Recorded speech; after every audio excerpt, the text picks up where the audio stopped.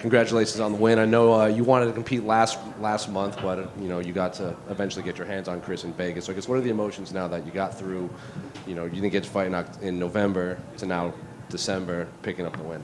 I was thinking even before the fight started, man. I was like, man, I wish we could have already done this and got this over with, and I could go sit in the stands and be a fan. Which I'm about to go take a shower and do that now, anyways. But this is my 18th UFC fight, so I think everybody who has anything to do with this knows the kind of person and fighter that I am, and I show up every time that I say I'm gonna show up. So I don't think anybody was like, yo, he bullshitting, he faking or whatever. So everybody, the doctor came and saw me, so everybody, the match, Mick, Dana, all of them, they already know who I am, and that if I pull out of a fight, it's something serious. So I'm just happy that they were able to run it back and get it lined up, and we do it so quickly.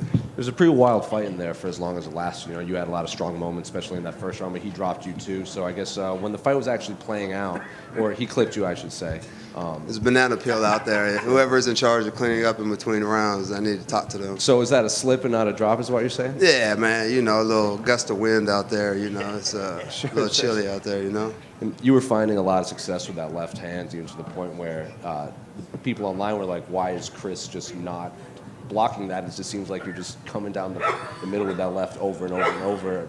Was that part of the game plan, or you just realized that was working? I'm just going to stick to this. This is the moneymaker, man. And you see in any of my fights, I'm trying to land it early and often. So I think the big difference in this fight is I was able to get going sooner. Usually I always drop that first round and then rally in the second and third, But like I was telling Joe in there, I've had a lot of life changes, a lot of decision changes in my life. So now I think I'm more mentally clear. So there's just not a lot of clutter in there. So the week of the fight, the day of the fight, everything just flows so smoothly. I felt great in there. I didn't feel any nerves. I didn't feel any pressure. I didn't feel anything. So I was able to go out there and execute, and it felt like a sparring match, but with a lot more implications, but. I didn't feel like I was trying to force the left hand. I just felt like I just let things happen and let the fight play out. I wasn't thinking, overthinking, not thinking. It was just, kind of flowing. We didn't drill any takedowns, wrestling a whole lot this camp. But I was able to take him down, hold him down, and especially in that second round, keep him down, and that's what eventually won me the fight. You didn't do any wrestling preparing for Chris Weidman? Defense, yeah, of course. I thought that he would wrestle more, and. I am constantly. I'm not saying I didn't train wrestling. Of course I did, but I trained everything, every aspect of the fight. But it just wasn't a heavy emphasis offensive wrestling. But my coach over here, he was like, "Yo, if you feel it, you can take him down. Go take him down. You can do that." And I think if you watch my fights from my the beginning of my career here in the UFC to now. I'm wrestling a lot more, finishing a lot of takedowns. I've had some fights like Krzysztof Jocko, the Iron Turtle dude, where I'd get him up against the cage but not finish the takedown and, lose a fight that way. So, it's just up here for me.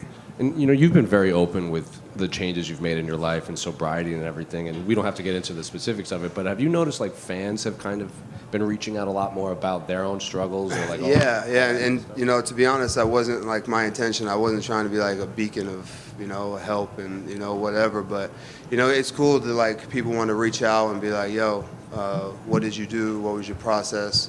How hard was it? What was the deciding factor? Things like that. And, it's cool to recognize, and this isn't just me talking. You can look at my previous fights where it came down to that, and I lost a close decision.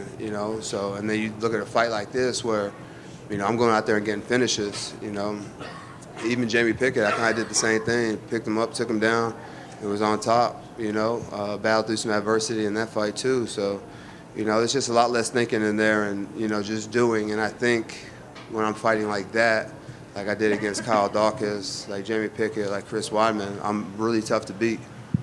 Unrelated to your fight, I just want your take on this, but Dom Reyes was at Media Day, and he said the biggest thing that being a college football player transitioned to MMA was tape study, because in college football it's just stop, rewind, even 2 seconds of a play. Do you feel the same? Are you still a big tape guy, watching all that? Kind of. I probably watch film on Weidman like his last 2 or 3 fights, maybe like twice, you know, because at the end of the day, I just need to know what his tendencies are, you know, what he likes to do, like his top, you know, 3 or 4, you know, weapons of attack, or, you know, how he tries to, you know, win fights and whatnot. But also like his mental, you know, when he fought Brad Tavares, dude, Brad Tavares was hitting him with everything. He still kept marching forward, kept going. So, you know, I prepared for that guy, you know. But outside of that, you know, I worry about me and focus on me and leave all that other stuff up to my coaches and training partners. You think your name?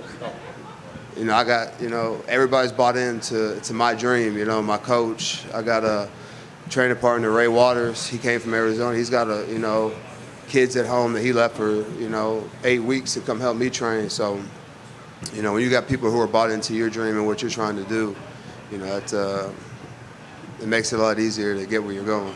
You think your name is overlooked when they're talking about best athletes in the UFC? Because, you know, there's been... Come on, baby. You're talking about a 2-sport professional athlete, of course. Yeah, not everyone has a forced fumble in a national championship. Yeah, man, listen, man, I did sign a contract with the Browns, so technically I did play in the NFL. Not for long, but, I mean, I don't care about stuff like that, but everybody knows what's up. And I've been here a while, so I think, you know, sometimes people forget, you know, where I come from, you know, but I don't. I was going to ask that, like, are you more recognized now as Eryk Anders, the UFC fighter, than Eryk? Yeah, absolutely. Especially, you know, when I played football, I had that big, luxurious afro, and now I got the, you know, the high and tight, you know what I mean? So, yeah, I've been doing this a while. You know, this is, you know, it'd be about mid next year, it'd be my 8th year in the UFC. So, you know, I think the average career span here is like 3 fights or a year. So, you know, I've been here for 7.5 years and 18 fights. I'll get to 20, maybe 8 years, and peace out.